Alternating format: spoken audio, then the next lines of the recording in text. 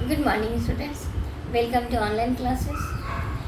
आइए आज हम लोग फिर से अपनी क्लास शुरू करते हैं। पिछली क्लास में हमने मैथिली शरण गुप्त की लिखी कविता माँ का एक कहानी पढ़ा था। आज हम लोग पढ़ेंगे मेरी पहली विदेश यात्रा। आइए देखते हैं इस पाठ में लेखक ने क्या बताया है।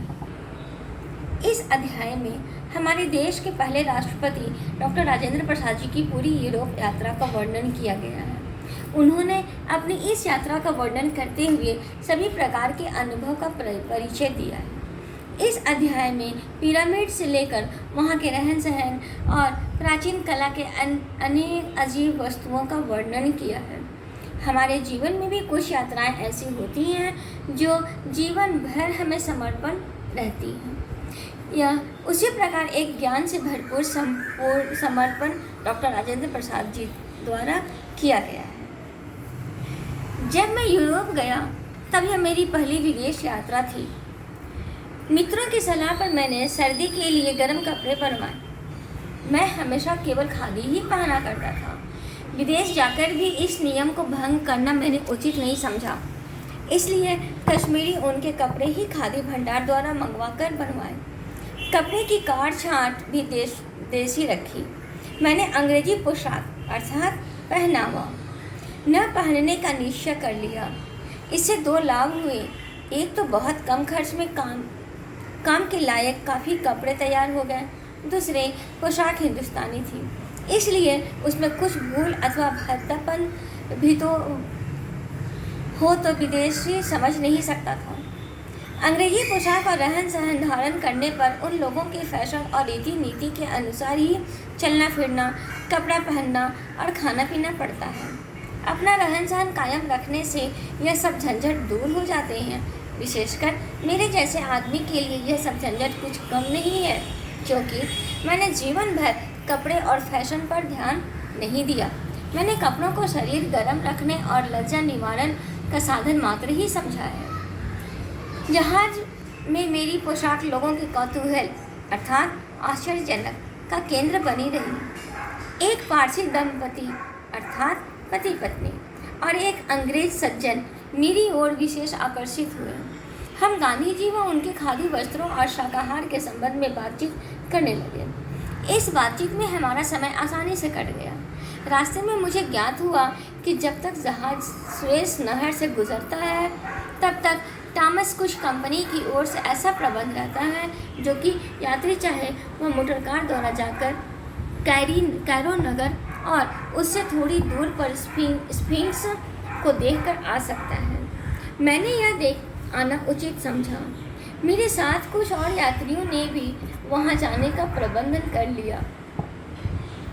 हम लोग सवेरे 5 बजे जहाज से उतरकर मोटर कार से कैरो चले गए।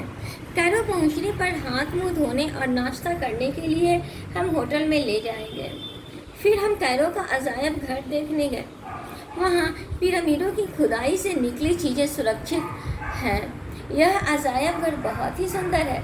प्राचीन मिस्र के कितने ही बड़े नामी और प्रतापी बादशाहों के शव जो पिरामिडों से निकले हैं, पर उनका चेहरा और हाथ पैर ज्यों के त्यों हैं।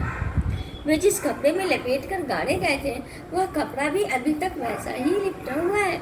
यह कपड़ा बहुत ही महीन अर्थात एकदम बारीक पतला।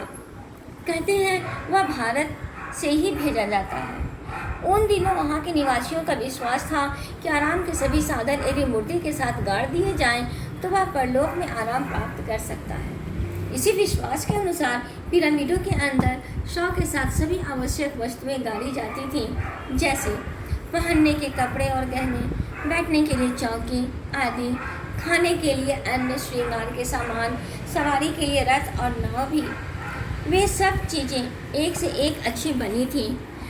उन्हें देखने से ज्ञात होता है कि उस समय भी लोग सोने का व्यापार जानते थे। सुना है कि इसी प्रकार की खुदाई में मोहनजोदड़ो सिंध में जो गेहूँ निकला वह बो देने पर उग गया। संग्रहालय की चीज़ें विशेषकर प्रतापी राजाओं के शव देखकर मनुष्य के जीवन की अत्यंतता साफ साफ दिखने लगी। ऐसे दृश्य देखकर मालूम होने लगता है कि हम जो कुछ अपने बड़प्पन के मद में करते हैं वह कितना तुच्छ और अस्थायी है। जिन बादशाहों के संबंध में कहा जाता है कि उन्होंने अपने ज़माने में बहुत जुल्म किया था, उनके शाह उसी तरह आज भी बड़े हैं। जो वहाँ इतिहास नहीं पढ़ता उसे उनके नाम तक मालूम नहीं है।